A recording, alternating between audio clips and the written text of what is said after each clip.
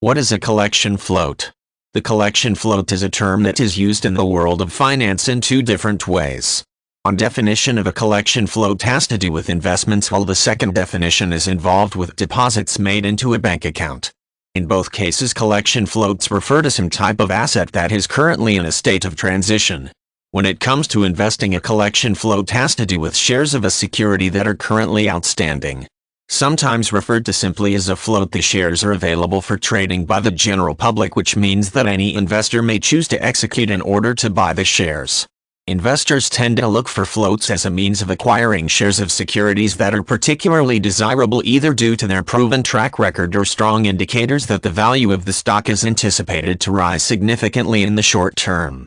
When used in reference to a bank deposit, a collection float has to do with the status of time that takes place between the actual deposit in the payee's account and the clearing of the funds by the payer's bank. During this period of negative float, the deposit may show as posted to the bank account. However, the funds are not available for withdrawal until the check or other financial instrument has been honored by the issuing institution.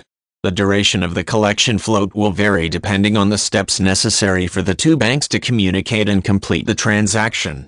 In both scenarios, the term collection float is used to describe a set of circumstances that are temporary in nature. When applied to investments, the collection float is considered over once the outstanding shares have been acquired.